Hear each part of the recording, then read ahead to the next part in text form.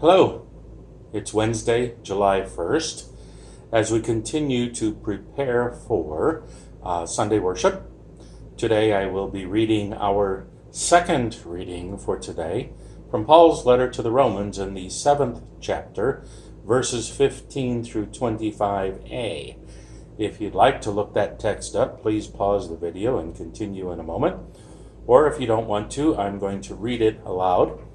The introduction for Sunday is, life captive to sin is a catch-22 existence in which we know good but do not do it, and do things we know to be wrong. Through Jesus Christ, God has set us free from such futile existence. Paul writes, I do not understand my own actions, for I do not do what I want, but I do the very thing I hate. Now, if I do what I do not want, I agree that the law is good. But in fact, it is no longer I that do it, but sin that dwells within me. For I know that nothing good dwells within me, that is, in my flesh. I can will what is right, but I cannot do it. For I do not do the good I want, but the evil I do not want is what I do. Now, if I do what I do not want, it is no longer I that do it, but sin that dwells within me. So I find it to be a law that when I want to do what is good, evil lies close at hand. For I delight in the law of God in my inmost self, but I see in my members another law at war with the law of my mind, making me captive to the law of sin that dwells in my members. Wretched man that I am, who will rescue me from this body of death? Thanks be to God through Jesus Christ our Lord. Well, that comes off clear as mud, doesn't it? Martin Luther, who is the founder of our denomination, of course, may have been thinking about this text from Romans when he said that we are always and always will be fundamentally at the same time saint and sinner, or some other variation that expresses our ongoing human struggle with sin. How do we as sinners continue to relate to a God who calls us to be righteous? One of my former seminary professors, Wally Taylor, tells this story. Our toddler granddaughter is learning how to talk and has a wonderful way of lengthening the word no. Recently, I caught her sitting in front of an electrical outlet. No, she said to herself. No, no. And then she reached her hand toward the outlet. Grandpa was there to say another kind of no. She knew she should not touch that outlet. Yet she was ready to do so. And so are we, with all of the outlets that lead to broken relationships and ultimately to death. Are there times in our lives, like with the Apostle Paul and with Wally's granddaughter, that we can tell ourselves, no, and then be overcome by the temptation to do the thing that we know we should not do? Paul writes, I do not do what I want, but I do the very thing I hate. Most, if not all of us, I think would be hard-pressed to prove that we do not know the difference between right and wrong.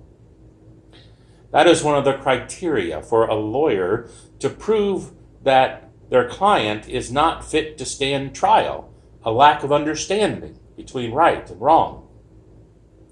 If we were to be brought up on the charges for the sins that we commit, like on a judgment day, how many of us would be able to prove that we did not understand that was a sin?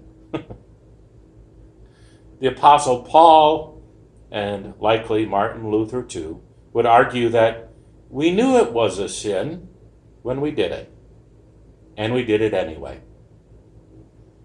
Paul writes, I do not do what I want, but I do the very thing I hate. And oddly, the I in that statement understands the gap between willing and doing. And subsequently, that proves the law is good. The point is, the law is not to blame for whatever sin the I in that statement commits. Where then does the problem lie? Verse 17 of this text reads, "In fact, it is no longer I that do it, but sin that dwells within me." Then I must be off the hook. No responsibility for my own sin. Wrong. Bonhoeffer would consider that to be cheap grace, where we commit a sin knowing that it's wrong and trusting God will forgive us. So why not?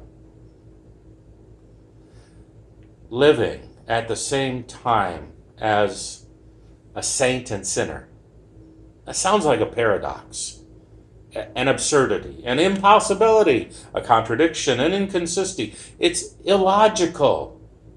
Yet Paul writes that it's true. And here we are living the absurdity. Honestly, how often do we commit a sin knowing it's a sin and then try not to take the blame? I have been known to say that if you think being a Christian is easy, then you're not doing it right. We have an ongoing struggle within us between knowing what to do and not to do and living out the righteousness that God chooses for us.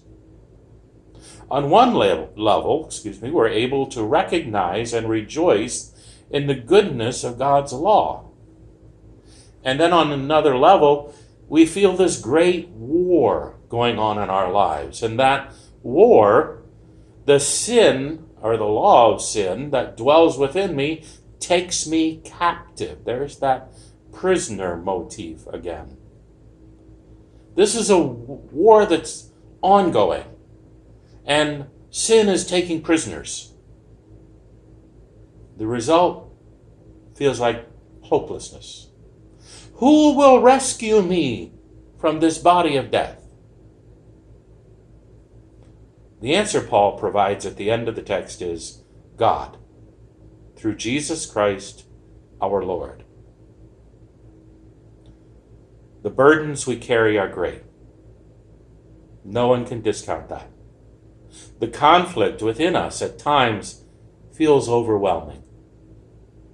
Paul provides an answer. So does our gospel reading for Sunday. In Matthew 11:28-30, Jesus promises to carry our heavy burdens and give us rest. Jesus knows the gap in our lives between knowing and doing. And Jesus invites us to rely on him. More about that next time. Take care and have a blessed day.